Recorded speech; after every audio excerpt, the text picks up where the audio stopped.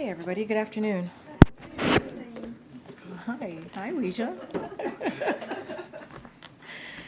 The president is tracking the tragic school shooting at Perry Middle and High School in Iowa. Our hearts break for the families of the victims in yet another act of senseless gun violence. We are grateful for the brave first responders who are on the scene, and unfortunately there is no longer an active threat to the school. I should say fortunate, not unfortunately. Senior White House staff have been in touch with the governor's office, and federal officials are working with local law enforcement to support their investigation. We will know more as they complete their work. It's only the fourth day in the new year, and we are already faced with yet another horrific school shooting. And the question that we ask is, when will enough be enough? The questions that families ask and the victims of families ask is, when will it be enough? When will enough be enough? Our students and teachers deserve to know that their schools are safe spaces and to focus on learning, not duck and cover drills. While the president and this administration have taken historic action to reduce gun violence, more must be done to keep our schools and communities safe. Congress must act to enact universal background checks, ban assault weapons and high-capacity magazines, require safe storage of firearms, end the gun industry's immunity from liability, and pass a national red flag law. We cannot allow these tragedies to continue. We have to do something. With that, as you can see, the Admiral is back with us in the room to discuss some new information we have today on Russia's pursuit of ballistic missiles to enable its brutal war in Ukraine and answer some questions on that topic. All right, Admiral. Good afternoon, everybody. Over the course of 5 days around the New Year's holiday, Russia launched repeated waves of aerial attacks against Ukraine. These massive bombardments used drones and missiles to strike cities and civilian infrastructure all across the country. Strikes reportedly hit a maternity hospital, a shopping mall, residential areas, killing dozens of innocent people and injuring hundreds more. As Russia continues to launch these brutal attacks, the United States has new information to share about the support that Russia is receiving from third countries. Due in part to our sanctions and export controls, Russia has become increasingly isolated on the world stage, and they've been forced to look to like-minded states for military equipment. As we've been warning publicly, one of those states is North Korea. Our information indicates that the Democratic People's Republic of Korea recently provided Russia with ballistic missile launchers and several ballistic missiles. On the 30th of December, 2023, Russian forces launched at least one of these North Korean ballistic missiles into Ukraine. This missile appears to have landed in an open field in the Zaporizhia region. And on January 2nd, Russia launched multiple North Korean ballistic missiles into Ukraine, including as part of its overnight aerial attack. We're still assessing the impacts of these additional missiles. We're releasing a graphic here, which you can see behind me, that documents the launch of these missiles from Russia into Ukraine. And as you can see, the graphic shows the area from which Russia launched the North Korean supplied ballistic missiles on those 2 dates, as well as the impact location inside Ukraine of the missile that was launched on the 30th of December. And as I said, we're still assessing the impacts of the other additional missiles that were launched on the 2nd. We expect Russia and North Korea to learn from these launches, and we anticipate that Russia will use additional North Korean missiles to target Ukraine's civilian infrastructure and to kill innocent Ukrainian civilians. These North Korean ballistic missiles are capable of ranges of approximately 900 kilometers. That's about 550 miles. This is a significant and concerning escalation in the DPRK's support for Russia. Now, in return for its support, we assess that Pyongyang is seeking military assistance from Russia, including fighter aircraft, surface-to-air missiles, armored vehicles, ballistic missile production equipment or materials, and other advanced technologies. This would have concerning security implications for the Korean Peninsula and the Indo-Pacific region. We've also said publicly that Russia is seeking to acquire close-range ballistic missiles from Iran. At this time, we do not believe that Iran has delivered close-range ballistic missiles to Russia. However, the United States is concerned that Russian negotiations to acquire close-range ballistic missiles from Iran are actively advancing. According to press reporting, in September of 2023, Iran's Revolutionary Guard Corps, the IRGC, hosted Russian Defense Minister Shoigu in Iran and showcased its Ababil close-range ballistic missile and other missile systems. This event marked the first public display of ballistic missiles to a senior Russian official visiting Iran since February 2022. More recently, in mid-December, the IRGC Aerospace Force deployed multiple ballistic missile and missile support systems to a training area inside Iran for display to a visiting Russian delegation. We assess that Russia intends to purchase missile systems from Iran. So in response to Russia's activities with Iran and North Korea, we are taking a range of steps with our allies and our partners. First, Russia's procurement of ballistic missiles from the DPRK directly violates multiple UN Security Council resolutions. We will raise these arms deals at the UN Security Council alongside our allies and partners, and we will demand that Russia be held accountable for, yet again, violating its international obligations. Second, we will impose additional sanctions against those working to facilitate arms transfers between Russia and the DPRK and between Russia and Iran. Third, we will continue to release information to the public and expose these arms deals, as we are doing today, because we will not allow countries to aid Russia's war machine in secret. But here's the bottom line. The most effective response to Russia's horrific violence against the Ukrainian people is to continue to provide Ukraine with vital air defense capabilities and other types of military equipment. To do that, we need Congress to approve our supplemental funding request for Ukraine without delay.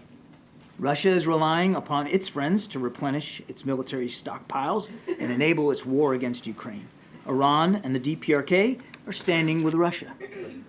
Ukrainians deserve to know that the American people and this government will continue to stand with them. So it's critical that Congress meets this moment and responds by providing Ukraine with what they need to defend themselves. The time for Congress to act is now. Thank you. Thank you. John, can you talk a little bit about how you obtained the information? Where did it come from? And then also, do you have any idea whether there are more that Russia has more from the DPRK coming as well, or have they sort of exhausted DPRK and now they're moving on to Iran? So on your first question, I think you understand, I have to be very careful here. We have been able to downgrade this information to provide to you today. As you know, intelligence is a mosaic, and we get information from many different sources that are corroborated and knit together to create the fabric that you saw today. So I'm not going to really be able to go into great detail about all the pieces that helped us put this together, but it was a wide range of intelligence sources over a period of time. As for their inventory now, again, I want to be careful here, but I would just put it this way, that we haven't seen anything that would tell us that Russia is not still reliant on munitions and missiles from North Korea. And as you remember, we also downgraded some information months ago about their procurement of artillery shells. So this is a relationship that has been ongoing, and we're obviously deeply concerned that it appears to still be in force, and that's why we're going to take those actions here at the UN. And in regards to Iran, how close is Russia to obtaining or to purchasing missiles from Iran? All I can tell you is what I said at the top, which is we have not seen them consummate a deal for close-range ballistic missiles. Go ahead, Michael. Admiral, I think you said in your topper that you sort of attributed part of the reason that Russia is having to go to these sources to the success of American sanctions aimed at their domestic production. But in our reporting suggests that there is intelligence that the domestic production of missiles inside of Russia has largely recovered, and in fact now the daily production of missiles inside Russia by Russia's own manufacturing system now exceeds what it was pre-war. So how much does the U.S. government believe they really need these North Korean and Iranian systems, or is it just that is the sort of more scary part, that they're getting some different systems than they have the capability to build? Or what difference does it make that they're getting them from North Korea if they have the production capabilities to do it themselves? Well, there's awful lot there, Mike. So first of all, it's not just U.S. sanctions and export controls. It's really an international effort to put pressure on his war-making ability, and we do believe it has been effective. I mean, he's now able to produce Iranian-designed drones on Russian soil because of this deal he's got with Iran. And as we've talked about, he's going to countries like North Korea for additional munitions, missiles, and artillery shells. I can't speak to the degree to which his defense industry has somehow managed to overcome the pressure. I would argue that we don't believe that it has fully circumvented and been able to thrive under the international economic pressure that he's under. We still believe that the export controls and the sanctions that we and our partners have put in place have had a detrimental effect on his ability, his defense industrial capacity. That does not mean that he hasn't tried to improve and increase that capacity. He has. We've talked about this many times. I mean, his war-making machine is still capable. And to the last part of your question, we're not seeing anything that would tell us that these particular capabilities add something he doesn't already have. He already had a pretty sophisticated missile capability before he decided to invade Ukraine, but it certainly is additive to his capability. And as he tries to, again, without getting into a debate about how much he has or hasn't improved his defense industrial base, as he certainly tries to recover from the pressure he's under, these are additive elements to his ability to continue to hit civilian infrastructure. It is, though, of a piece of a larger effort by Mr. Putin to weaponize the winter, to target specific civilian infrastructure and facilities to try to break the back of the Ukrainian people. John, I want to go back to something you said yesterday. You said Hamas still has a significant force posture inside Gaza. And I'm wondering how you square that with the civilian casualties. I mean, if an estimated 22,000 people have died, and you're saying that Hamas still has a significant presence in Gaza, aren't you essentially saying that this campaign is not effective? No, that's not what I'm saying at all. First of all, we're not chipping in from the sidelines here and giving them a report card on all their operations. You can still be effective against the leadership of an organization and still have many members of the organization survive. They have gone after the leadership at various levels, and they will continue to do that. But I don't see the dissonance there. You don't, so you deny that the civilian casualties are disproportionate to achieving their objective of eliminating Hamas? We've been very clear about civilian casualties, Mary. Zero is the right answer. We want to see them do more to reduce the impact on the civilian population and to protect innocent lives. I mean, we don't want to see a single more civilian killed here. I guess when the civilian casualty outweighs the losses to Hamas this significantly, this drastically, if that many people have died and you still have a significant presence inside of Gaza, at what point do you say this strategy isn't working?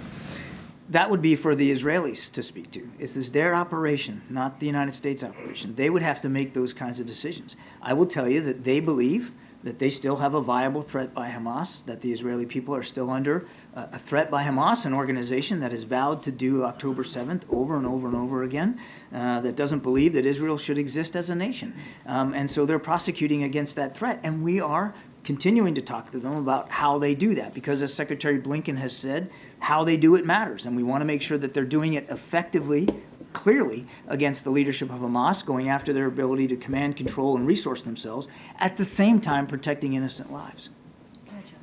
Thanks, Karine. John, ISIS has claimed responsibility for the attack in Iran. Is that the U.S. conclusion as well? And what is your analysis, or the U.S. analysis then, of ISIS's strength and whether it's increasing? We have seen the public credit now that ISIS-K has taken for the attack in Iran. We're certainly in no position to doubt that claim by ISIS-K. And I'm sorry, the second question was? What your analysis is of Islamic State's strength, given the fact that they were able to carry out that attack. Difficult to make a quantitative or qualitative assessment of their strength based on this event, this one event. I would just say what we said before, which is ISIS-K does remain a viable terrorist threat. Certainly, they are largely based out of Afghanistan. That's where they headquarter themselves, and they continue to pose a viable terrorist threat to the people of Afghanistan and obviously to the region. Is this, I guess, a sign that that threat is increasing? Is that level of threat going up? Jeff, I don't think we can make that call right now based on this one attack. It's it would be imprudent to say, well, based on this one thing, that means that they have exponentially improved their capabilities or their resourcing to a certain degree. I just don't think we're at that point. We've long said and maintained that they remain a viable terrorist threat. Thank you, Karine. Thanks, John. Yesterday, you also said once again that you expect Israel to operate within the boundaries of humanitarian law. But the last time I asked you whether the U.S. had assessed whether it was doing that or not, you said you did not know of any assessments. Has that changed? And if it hasn't, is it just an honor system that the U.S. will take Israel at its word that it is not breaking any war crimes? I think you're conflating a couple of things. The question I got yesterday was about speculation that the Israelis conducted an airstrike in Lebanon to kill a senior Hamas leader, accounts that I'm still not able to confirm. And what I said was they have a right and a responsibility to go after Hamas leadership. They've said that they're going to do that, same kind of tactic that we would and have approached against groups like ISIS and Al-Qaeda, but we expect them to do it in accordance with international law, is what I said, and that was the context with which I said it. It wasn't about civilian casualties. It was about a proposed airstrike, a reported airstrike in southern Lebanon. Now, to the thrust of your question, we continue to talk to our Israeli counterparts about, again, the manner in which they're conducting military operations, with the foremost in mind, the need to protect innocent civilian life. And as I have said before, we have seen them act in ways that demonstrate that they are making an effort. That doesn't mean that more can't be done or more shouldn't be done. We don't want to see a single more innocent civilian life taken. But they have, for instance, they have reduced their reliance on airstrikes. They have, in some cases, conducted operations at smaller unit levels so that they can be a little bit more precise. They have publicized areas where people can go to be safe from combat operations, and they have opened up humanitarian corridors. So they are making an effort. Again, doesn't mean that more can't be done. So I hear what you're saying, and if you continue to say you do a lot of talking to Israel, you do a lot of talking to partners in the region. Have you taken any action to this day to assess whether Israel is following the rules of war or not? I am not aware of any kind of formal assessment being done by the United States government to analyze the compliance with international law by our partner Israel.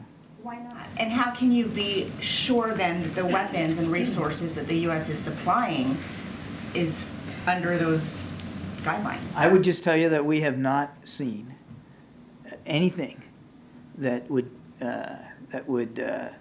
convince us that we need to take a different approach in terms of trying to help Israel defend itself. Thanks, John, Admiral. There was a strike in Baghdad today that killed a military commander of a pro-Iranian group. Just wondering if you can confirm whether the United States was responsible for that strike. I think I'm going to refer you to the Department of Defense on that one. But didn't you ask me yesterday about Palestinian taxes? I did not. Somebody did. I'll take an answer. Yeah, but I actually, if you don't mind, I screwed this up. I screwed this up yesterday. So I was asked yesterday about whether we think Israel should agree to the Norwegian plan that would allow taxes that Israel collects for the Palestinians to be transferred to the PA. This is Palestinian money. We've been clear that those revenues should be released to the Palestinian people. I got it wrong yesterday, and I just wanted to correct the record. Thank you, Karine. Just quickly, John, on the strike in Ukraine, is the fact that the North Korean missile landed in an open field indicative of a failure of the missile of some kind? Yeah, I think it's just too soon to know that. We don't have any specific data analysis that tells us it was a failure of the missile. Could have been a targeting issue. Could be a missile malfunction. It might be a result of poor operational factors, that whether or not the crew was properly trained how to fire. We just don't know. I mean, thankfully, all it did was put a hole in a field. But I would remind that on the 2nd of January, there were multiple North Korean ballistic missiles fired into Ukraine. And as I said in my opening statement, we're still doing the assessment on the damage that they caused. On the attack, or on the warning to the Houthis from that list of nations, can that be read as anything other than threatening to attack in Yemen?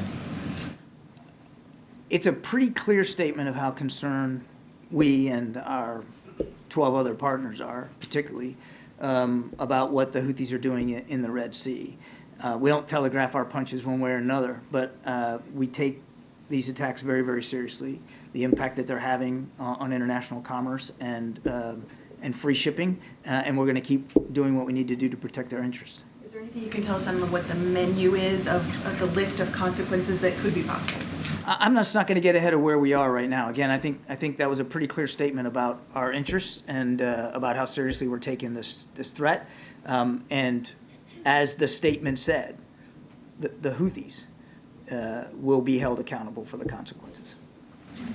Thank you, Karine. John, Iran made 2 transactions withdrawing from the previously frozen funds in Oman. What were those transactions for? I don't have the details on that, Jackie. You're going to have to let me get back to you on that. Okay. I let the office know before that I was looking for this question, so I hope to get one today. Sorry. Okay, I'll come back to you with that. Sure, then. of course. More broadly, I guess,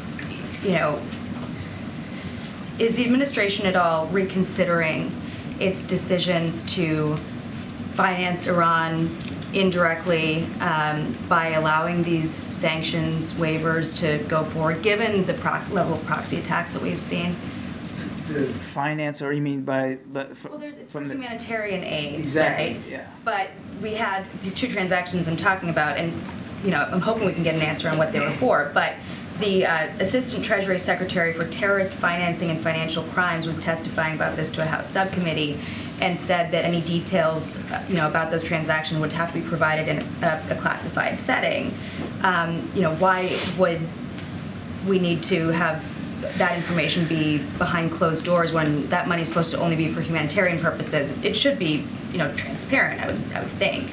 And I know the administration also sort of quietly reversed its decision to allow, withdrawals from the $6 billion that was freed up for the prisoner swap. But after that decision, the $10 billion, the waiver was extended for the $10 billion. This was the money that was payments for electricity in Iraq. So anyway, given the level of proxy attacks and the availability of these funds, is the U.S. reconsidering these sanctions waivers? With the caveat that I'm going to have to get back to you on whether or not there's actually been some sort of procurement request by the Iranians for the humanitarian assistance. I just don't know the answer to that. So with that as a caveat, I would tell you that, again, none of that money goes to the Iranian regime, and none of it goes to the mullahs. It is if it has been allocated against, it would go to approved vendors that would purchase food, water, medicine, agricultural products, and then ship that directly into Iran for the benefit of the Iranian people. And this really, what your question kind of goes. Given the behavior of the state right now, I mean, we've talked briefing with this news about. Our issue is not with the Iranian people, and it's difficult to square anybody having a problem with the Iranian people getting food, water, medicine, and agricultural products so that they can subsist. It's not as if, and this is where I was getting to on the fungibility argument, which is kind of what your question is getting to. It's not as if the mullahs are sitting around thinking, well, how can we make the lives of the Iranian people better? Let's get them more food, water, medicine. They're not making that choice.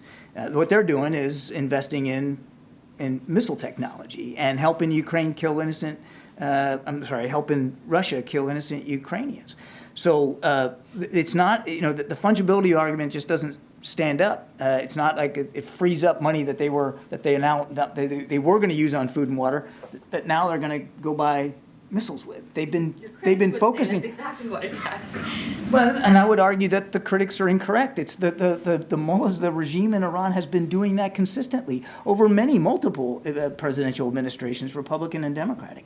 They have hegemonic ambitions in the region, and they are a destabilizer in the region, and they have been investing a lot of money into advanced military capabilities to try to push forward that vision. It's not as if they've been prioritizing the Iranian people, and this money, these funds are designed for the Iranian people and for their benefit only. One very last question. Can the administration name a single lawmaker who has called to reduce the number of Border Patrol agents?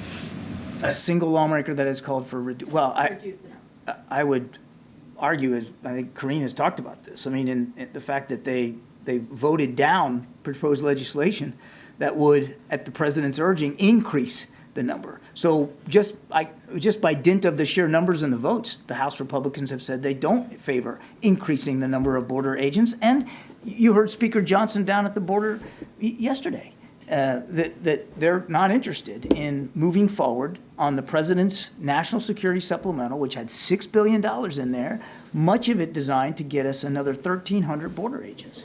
The 2,000 Border Patrol agents being eliminated, I think that's a reference to the House DHS appropriations bill, which was obviously not taken up by the Senate. They had a CR, but that very bill, I mean, Republicans say that it actually would have increased the number of Border Patrol agents because it was going to eliminate funds for climate change and clean energy programs. I mean, the White House even issued a statement at that time saying that those cuts to those programs would be, unpalatable to the president. But this is sort of the first time I've been hearing this claim about eliminating 2,000 Border Patrol agents and painting a picture like we're short 2,000 at the border when, in fact, that didn't happen. When the proposed legislation has additional border agents in it and House Republicans voted down, I'm not sure how else you want to take that. All right, go ahead.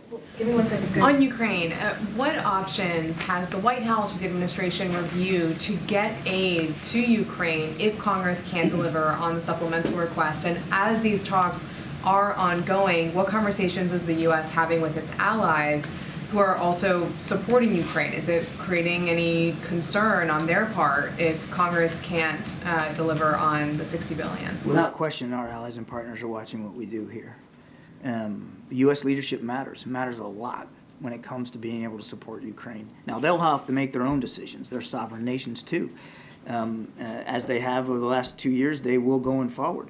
We obviously want to be able to continue to support Ukraine for ourselves. We certainly want to see our allies and partners be able to do that as well. But they could speak to the degree to which they're going to be willing going forward based on what we do. But the whole world's watching what we do. You know who else is watching is Vladimir Putin and President Xi in Beijing.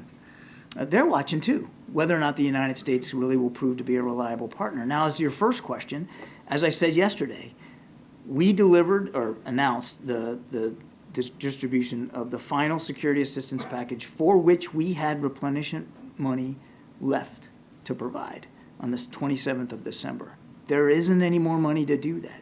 Now, I'm not going to get ahead of where we are and speak about hypotheticals or branches that we might try to pursue going forward, but we need this money. The answer to this problem, as I said in my opening statement, is Congress acting on the supplemental requests so that we can continue to help Ukraine defend itself. Thank you so much. A quick question on the conflict in the Middle East. Does the administration believe that the blast in Tehran is linked to efforts to widen the Gaza war to the broader Middle East? And I asked the same question about the U.S. strike in Baghdad that we reported today. On the U.S. strike, I'm going to refer you to the Department of Defense. I'm not in a position to speak to that specifically. I haven't seen anything that indicates there's a direct link to what's going on in Gaza and with the attack in Iran on the anniversary of Soleimani's death. I haven't seen anything tangible that would tell me that there's a link there. And then while Ukraine waits for replenishment of its air defense systems, are you worried that Russia could destroy some of its batteries, like the Patriots and then NASAMS and whatever they're called? And how is that a priority to replenish them once you get the funding? We would absolutely prioritize air defense capabilities with additional funding that we expect to get for Ukraine, or we hope to get for Ukraine. Yes, air defense would be top of the list.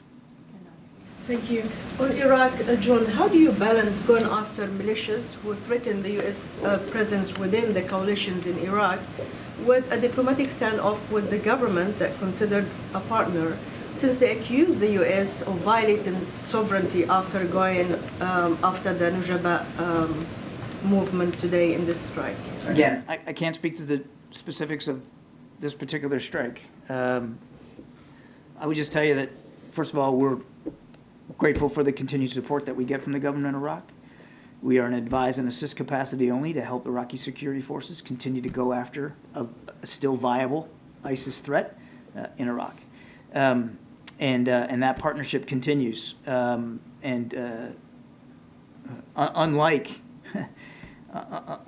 Iran and the IRGC, we actually respect Iraqi sovereignty, and we take that seriously. You know what else we take seriously? Defending the lives of our men and women in uniform who are in Iraq, at Iraq's invitation, to help them get better against this terrorist threat. We take that seriously too. We have a right and a responsibility to make sure that they are well defended.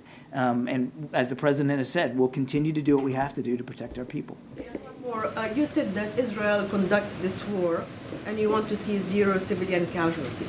Many believe that without the U.S., Israel cannot conduct this war because you support them militarily, you shield them at the UN Security Council. So you have huge leverage over the Israelis how they should conduct this war, especially that we've seen cabinet ministers attending a war cabinet in Israel, which we haven't seen before with other allies. So would you say that you actually can help to push more to reduce the number of civilian casualties, to increase humanitarian aid to Gaza, considering that aid organizations are saying that by February, Gazans are facing famine in the 21st century?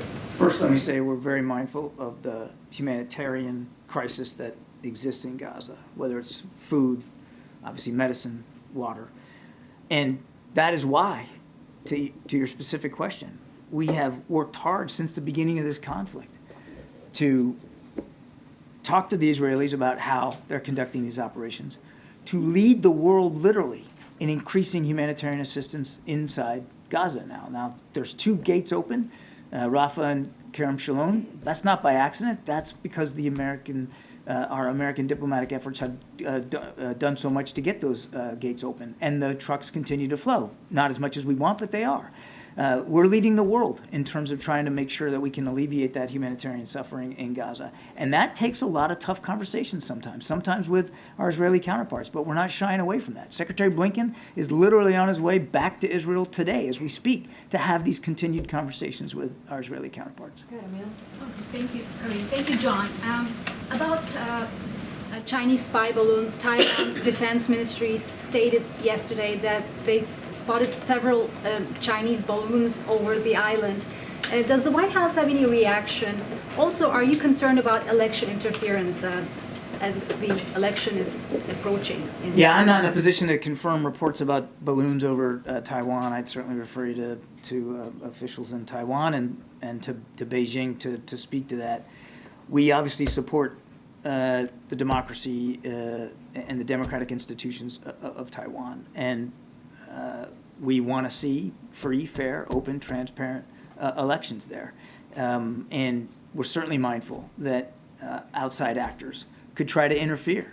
And we continue to urge anyone outside Taiwan not to interfere in their ability to have a free, fair, democratic election. Jake. Thank you, Karine. Happy New Year, Karine. Happy New Year, Admiral. On a somber note, Kfir Bibas, the youngest hostage being held captive in Gaza, turned 1 yesterday in captivity. So, Kfir, wherever you are, Yom Holedet Sameach, happy birthday. Kulanu mitpalelim b'shvilcha, we're all praying for you. I have 2 questions about the recent U.S. intel report that came out regarding the Shifa Hospital being used as a Hamas command and control center. First of all, can you share with us what new information has come to light now that we didn't already know back in November when the Israelis took control of the complex? I'm not aware of any new information that has come to light since the Israeli operation at Al Shifa. So this recent intel assessment is only confirming what we already knew then? It is. And my second question is, what's your reaction to U.S.-funded agencies like UNRWA that have had a presence in these hospitals, that have had schools that is being alleged to have been used as stockpiles for weapons? Does this make them complicit in any way? How does the administration view this? And is there any way that you plan on adjusting your strategy moving forward as far as dealing with UNRWA and other such agencies? UNRWA, the UN relief agency, does important work. In fact, they're doing a lot of heavy lifting right now in terms of trying to get food, water, medicine to the people of Gaza all up and down the strip. They're doing a lot of work, and they're doing it in harm's way, very much so in harm's way. And you can't hold them accountable for the depredations of Hamas and the way Hamas uses civilian infrastructure, including hospitals, for command and control, for storage of weapons, for the holding of hostages. Shouldn't they at the very least raise the alarm if their own facilities are being used in a military? Look, I'll let the UN speak to their agency and what alarms they want to raise or not. We gave them $1 billion. They do good work in Gaza, and they are important to helping get the humanitarian assistance to the people of Gaza. And we're grateful for that work that they're doing, very much in harm's way. I'll let them speak to whatever concerns they have over Hamas's activities and the degree to which that they feel obligated to speak out or not. It's not some state secret here that Hamas hides itself in hospitals and schools and digs tunnels under residential complexes and neighborhoods. I mean, this is what the Israelis are up against, a group that absolutely doesn't abide by the laws of war and has no compunction about putting civilian lives in greater danger. If I could ask you very quickly, John, about the U.S. service member's mother and uncle who were safely freed thanks to a rescue operation from Gaza. It happened in the last several days. I know the U.S. military was not directly involved in this. Can you tell us what role the U.S. played in any way, how this came to be, how the White House became aware of the situation? What, if anything, can you tell us about those circumstances? Yeah, Peter, well, first of all, we're glad they're out. I'd couch this more as part and parcel of an ongoing effort that we have had working with Israeli counterparts and the Egyptians to allow for safe passage of Americans out of Gaza. I mean, this is part and parcel of that larger effort. So this being related to a U.S. service member didn't make it any different than any other American you would be trying to get out? Because it's not clear, I think the uncle was a U.S. citizen, it's not clear that the mother was. I just didn't know if there was any unique circumstances here. No, certainly considered them for all intents and purposes, of course, considered them Americans, and we're glad that they're out. There was no U.S. military involvement here. This wasn't some sort of special operation to get them out. Understood. Then if I could ask just one other separate question. Would the U.S. support Israel if it pursued and killed members of Hamas leadership in another country within the bounds of international law, say if it happened in Qatar? I don't want to get into specific hypotheticals here. We could go down the responsibility to do it as long as it's within international law. So would that also apply to Qatar? We could go down a lot of rabbit holes here, Peter. I'm not going to get into hypotheticals. As I said, they have a right and responsibility to go after Hamas leadership. Our expectations are that they'll do that in accordance with international law. Can you just add a little bit more detail on Russia? Can you say how many ballistic missiles Russia is hoping to get from Iran? These are close-range ballistic missiles that you're talking about. Yeah, sure. I don't have that level of detail. We don't believe a deal has been consummated. Right. So it's difficult to get into too much detail beyond that. And you said that there are several, that Russia has received several ballistic missiles from North Korea. How many are remaining that could still be shot into? Yeah, that's the question, sort of a similar question to what I got before. I'm not at liberty to go beyond the information that I was able to give you at the top here. Okay? Thanks, Admiral. Appreciate it. Thank you so much. Thank you, John. Thank you. Thanks, Admiral. All right, Colleen, you want to reset us? Yes. Okay, so on Senator Menendez from yesterday, does the president believe that the senator should have any access to sensitive information given the gravity of the allegations against him? And look, as you just said, this is serious. The situation is very serious, and we have said that many times before. We think it is important, right, that he did indeed stepped down from the chairmanship. I'm just not going to get beyond that. I want to be really careful here. But again, we see this as very serious, and we think that it's the right thing to do that he stepped down from his chair. As the leader of the party, should the president be calling for the senator's resignation in general? Just not going to get beyond what I just said. And what we believe as far as anything else, whether it's resigning or anything else that's related to Senator Mendez and his role and him as a senator, obviously, in Congress, that's something for the Senate leadership to decide. Okay. And then on the school shooting in Iowa, I wondered if you could talk about anything the White House has upcoming on gun safety or gun control, and what more can the White House be doing this year as we're looking at another shooting? Look, and I stated in the top how we're just a couple of days in, right? We're just a couple of days into the new year, and we're talking about another shooting, and that is heart-wrenching and that is heartbreaking. And as I stated at the top, enough is enough. And we're going to continue certainly to call on Congress to act. Obviously, Congress did act in a bipartisan way, passing the first comprehensive piece of anti-gun violence legislation that the president signed. And so we are happy that we got there, and the president obviously has taken more action than any president in his first 2 years, signing more than 24 executive orders to deal with this epidemic that is the #1 killer of our kids. And so, look, we have to keep doing the work. And what I can say is just last month, we hosted the largest ever White House convening of state legislators to discuss actions that they can take to end this epidemic of gun violence. And so we also announced the Safer States initiative to drive additional progress from investments in gun crime prevention and intervention to common sense laws to keep guns out of dangerous hands. And so we're going to keep doing that. And this is, again, this is a president that has taken unprecedented action here. We're always going to look for other ways to deal with this. We've started, obviously created the first anti-gun violence office, which is incredibly important. It's helping communities it's going to help communities like the community in Iowa, but also we also have to implement these more than 24 executive actions that the president signed into law. Okay, JJ.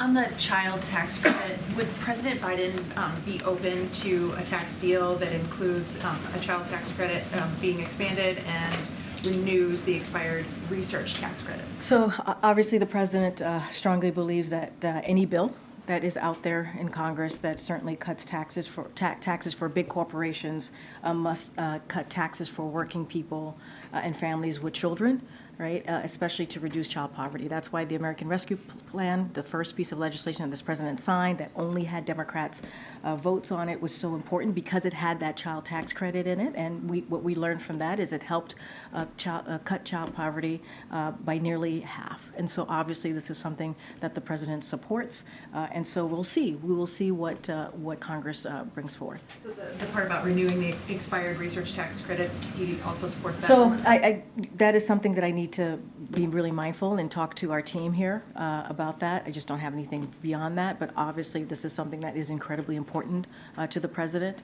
We want to make sure that what bill comes out, if there is a bill that comes out in this legislative session, as it gives tax cuts for big corporations, that it must also give tax cuts for working families. That is something that we have seen from this Congress in the last legislation putting forth those types of bills.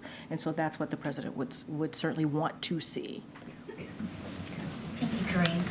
On the southern border, in an interview with CBS News, House Speaker Johnson said on his first day in office, President Biden came in and issued executive orders that began this chaos. Did any of the administration's policies contribute to the record number of border crossings? To actually deal with an issue, right? And so that's what I can say. The president understands that there's a problem at the border. He put forth on his first day something to deal with that problem. And what we continue to see from Speaker Johnson and Republicans, House Republicans, I know Jackie asked a question about something that I said yesterday in May, and I'll repeat it. I repeat what I said yesterday. In May, House Republicans decided to vote on a bill that would cut 2,000 Border Patrol agents at the border. That's what they did. That's what they did. And they continue to obstruct and get in the way of of the president wanting to move forward with a supplemental that includes border security. They're getting in the way of it. They are. while Senate Republicans and Democrats in a bipartisan way are trying to find a way, a bipartisan agreement to deal with border security, you have House Republicans who left. They left in the middle of December, and I think they come back next week. Maybe they'll get some work done. Instead, they're playing politics. So is that a no? Look, what I can say is what the president has done. I'm not going to speak to data. I have not seen any data that would show this, so certainly I can't speak to that. What I can say is the actions and what the president has done and how seriously he has taken this on his first day, understanding that this system has been broken for decades. This immigration system has been broken for decades. Under a Republican president, under a Democratic president, it has been broken. And as negotiations continue, are there any red lines for the White House when it comes to negotiating what Republicans are demanding when it comes to policy? Look, I'm going to stay consistent here. I'm not going to negotiate from here, from the podium. I'm going to let folks who are negotiating, the senators, both on the Democratic side and obviously on the Republican side, who are negotiating this. Obviously, we have been involved. They've been talking through the holidays. We really appreciate their efforts here. We think we're headed in the right direction, and so it is best from this podium to not get involved and not inject myself into the conversation, and so we're going to let them do their job. Thank you. Okay. On House Republicans and getting this supplemental request passed, House Republicans have made clear to this point that they are not interested in signing off on a border deal, anything short of H.R. 2, which they passed. So is there any outreach from the White House to House Republicans to try to get the supplemental across the finish line and get a deal? They went home in December. They literally went home in mid-December. That's what. Is it a miscalculation by the White House to not be in touch with House Republicans who are necessary to get this? We're in regular touch with Senate Republicans who are at the table with us, with other Democrats in the Senate, having a real conversation about a bipartisan agreement. They're talking for themselves. They basically took action by leaving in mid-December while the Senate side was actually having conversation to deal with an issue. They're playing politics. So I'm going to let them, their actions are speaking for themselves. We're going to have a real conversation where the negotiation is actually happening in good faith with both Democrats and Republicans in the Senate, and that matters. That matters. And so we think it's going in the right direction. We want to continue to have those conversations. It's been happening for some time now.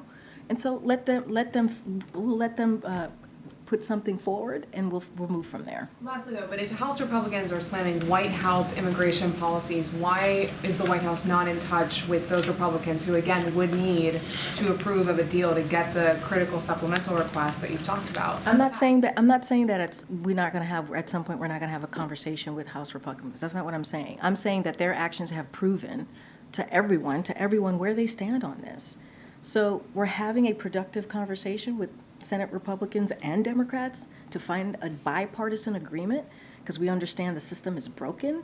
It's been broken for decades, the immigration system, and that is important. Let's not forget, this is a president that has been able to come together with Republicans and put forth hundreds of bipartisan agreements, legislation that have been that he signed into law. That's something that he understands how to do. His team understands how to get that done. But, House Republicans, again, they left in mid-December and have not returned to actually deal with this in a real way. Instead, they're playing politics. That's what we're seeing. I'm not saying that conversations are not going to happen. Obviously, we have to have the House be involved in this too. But right now, the productive conversations are happening in the Senate. Just based on that last answer, has there been a breakdown in the relationship between the White House and the House? I wouldn't say there's a breakdown of relationship. What I will say is just we're calling out what we're seeing. We're calling out what we're seeing. It's the facts. They left in mid-December, and who was left to continue to have the conversation as it relates to the border, right? The border security was the Senate. And when we've had and we're having conversation with both Republicans and Democrats in the Senate.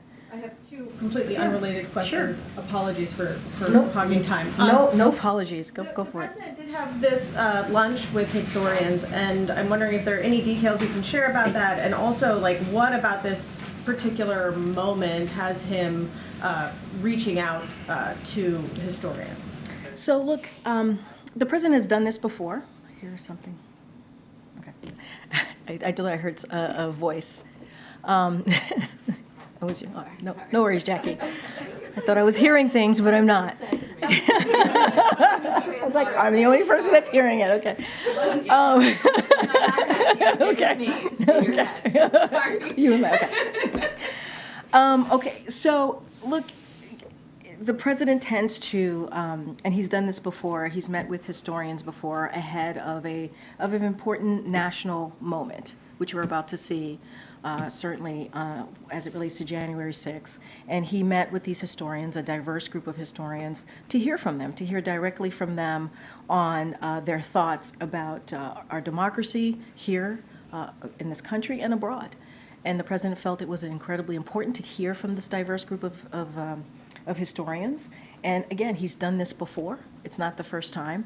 And so it also, I think this says a lot about how the president sees things more broadly. He believes in hearing from a diverse group of people, hearing different voices on policy issues, and certainly something as important as our democracy. And that's what you essentially saw from this president yesterday. And then just one more thing. How concerned is the president about what appears to be a pretty botched rollout of the federal financial aid form? It was due to be out in October, then it was a drop-dead deadline at the end of the year. Now there's this soft launch that is going quite poorly, and there's like hundreds of thousands of American families trying to figure out paying for college. So look, I do want to take a little bit of a step back here and just lay out a little bit of what we've been able to do over the weekend. So they, as you stated, they initiated the soft launch, the Department of Education, with the goal of ramping up volume over time to monitor the site performance and create a better experience, obviously, for students and families. And so this is consistent with us trying to put forward best practices. That's what you're seeing here. And just the other night, more than 400,000 applications had been completed, so that's important. The application opened at 8 a.m. on that yesterday, and it will be open for the majority of today, obviously. And so this better application process will make college more affordable and a reality for more students. That is what this administration fights for every day. And so obviously the Department of Education could speak more specifically on details. But this is part of our best practices. We're trying to do our best to make this process easier for families and students. And so, look, it's going to take a little bit of time, right? It is, but they've been working through it. The Department of Education's been working through this through the weekend, and so we're seeing some better improvements here, and I think that's important. Go ahead. I didn't get to you. Go ahead. Could you give us some more information about the president's talk tomorrow, his visit to Valley Forge, which was pushed up from Saturday? Say that last part. It was pushed up from Saturday because I guess we're going to have a snow. Yeah. So as you heard from the campaign, I just want to be careful because this is a campaign event, so don't want to get too far ahead of the president. Obviously, the campaign could share a lot more details about the trip tomorrow, and as you just stated, it was meant for him to be there on the actual day of January 6th because of the weather, potential weather conditions. He's going to be there tomorrow on Friday. So what I will say is that and the president has said this many times before, January 6th was an unprecedented, certainly attack on our core principles in our democracy and the rule of law in our Constitution. And so this is something that the president takes very seriously. And so, and let's not forget, January 6th cost the lives of police, injured many police officers, and inflicted bodily harm on many people. It was a sight that was horrific. We saw a Confederate flag flying in the halls of the Capitol, and that's what we were dealing with. It was disrespectful to our Constitution, an attack on our democracy, and the president, and let's not forget, these are values that we hold very close as a country, as a nation. And so the president's going to continue to speak about this. He's going to continue to be very vocal about this, and so certainly you'll hear that from the president, but I want to be really careful because it is a campaign political event, so I don't want to get too far into it. Why the choice of Valley Forge as opposed to He'll doing speak more to that tomorrow. I'll let the president speak to that. All right, go ahead, Garen. The NAACP and community leaders are decrying a ruling from a judge in Jackson, Mississippi, a predominantly black city, the capital of Mississippi, that would allow state leaders to appoint a judge and prosecutors, as opposed to the residents being able to elect those that judge and prosecutors. They say this is racial discrimination and an issue of democracy. Does the White House have a position on this ruling? So as you know, it's an ongoing litigation, so I want to be careful we don't comment on ongoing litigations. But while the Federal Appeals Court temporarily halted this decision from moving for now, it's important that every state respects the democratic process and the will of the people. That is something that the president believes. And the denial of self-governance is an affront to the democratic values on which our nation was founded. And so the people of Jackson, certainly like any other American across the country, they deserve to have their voices heard. That is important. That is something that the president believes, certainly, and also the vice president and the rest of the administration believes. So I'll leave it there because, as you know, the litigation is continuing. Tomorrow's job reports numbers that will come out tomorrow. The White House has touted a lot of last year's record low black unemployment rate, but that only tells one part of the story in terms of the black economy. While black wealth has increased, so has the racial wealth gap. Home ownership for black Americans continues to be at just as low as it was in the 1960s, and the price of homes is still pretty high. Are there any indicators that the White House can point to that suggests that the economic conditions for black Americans will improve this year? Yeah, so I have a couple of indicators that I'm happy to go through with you. I'll say this at first, though. The president has talked about investing in America. He talks about his Bionomics plan and how it helps all Americans and make sure it doesn't leave anybody behind. And one of the things that, as part of that, one of the things that the president has done with his plan is make sure that we invest in black communities. That is something that the president finds to be incredibly important so that we do not leave communities behind. And you saw the president go to Milwaukee, Wisconsin, where he visited a black small businesses and talked about how black small businesses have been essentially growing under this administration, and that's important, and by millions. The numbers by millions more broadly on small businesses being created on this administration, so that's important. So a couple of things that we saw data because of the American Rescue Plan that the president signed, the first piece of legislation that he signed that only Democrats voted for in Congress. We've seen a couple of things. Over 2.5 million black Americans have gained jobs, and the black unemployment fell from 9.2% to 5.8%.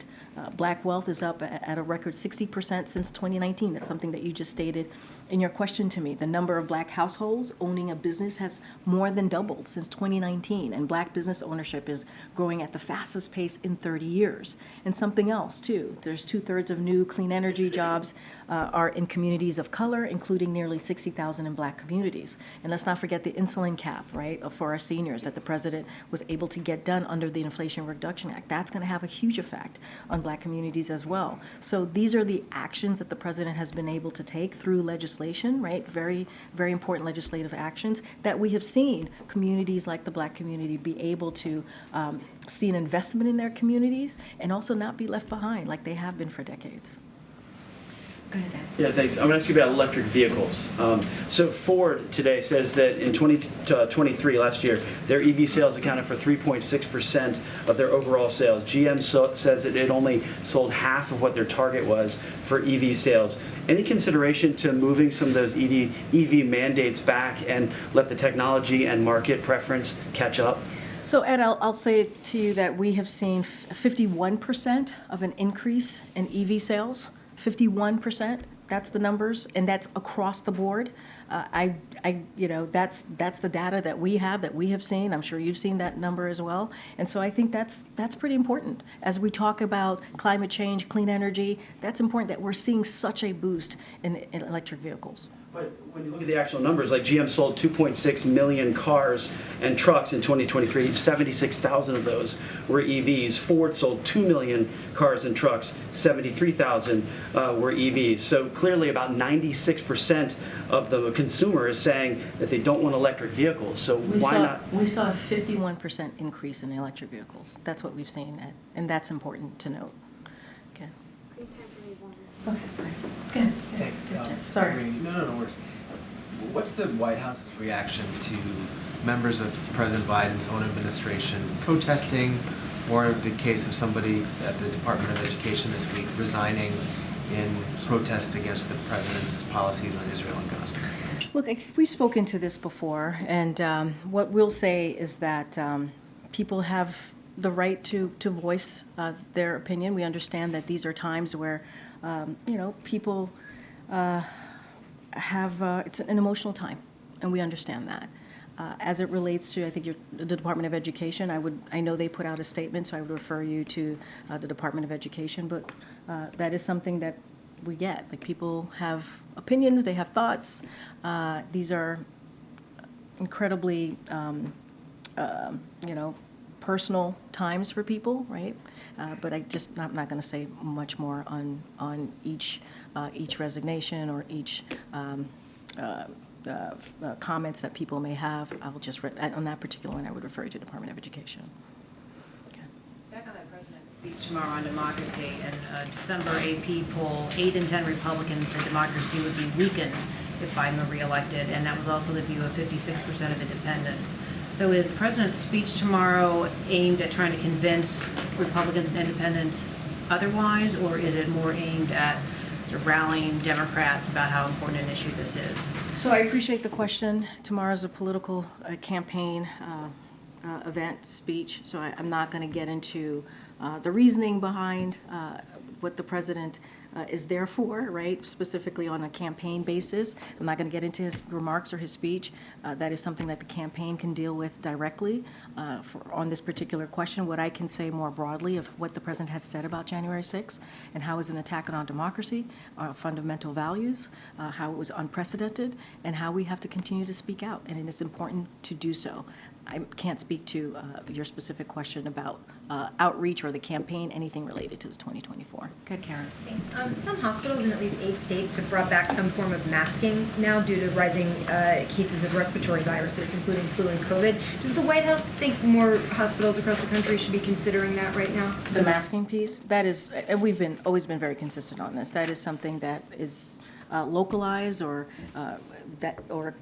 hospitals, communities, cities, states, they have to make their own decisions. That's not something that we get involved in. And how about Americans broadly now? There's 31 states in the latest data that have high or very high levels of respiratory illness, RSV, flu, and COVID. What should Americans be doing with the recommendation? So, look, it is up to each and every American to make their decision on what they want to do. We have a range of tools, right? That is something that we've been able to do these last 3 years for people to protect themselves from the impact of COVID, whether it's a vaccine, whether it's at-home testing, whether it's treatments, right? All of these things are incredibly important. So there are tools available for folks, and we're going to certainly encourage Americans to take those steps. We're not going to. It is up to them. It is up to them as it relates to masking what individual Americans want to do. That is not something that we're going to regulate. Back here. What do you say? Go ahead. Go ahead. No, it's unbelievable. Unbelievable. I love you so much, James. Go ahead. Go ahead. It is. On gun control, you mentioned the 2022 bill the president signed. Yeah. Do you think that that bill is having an impact on the number of mass shootings that we're seeing now? So look, I think that piece of legislation certainly was important.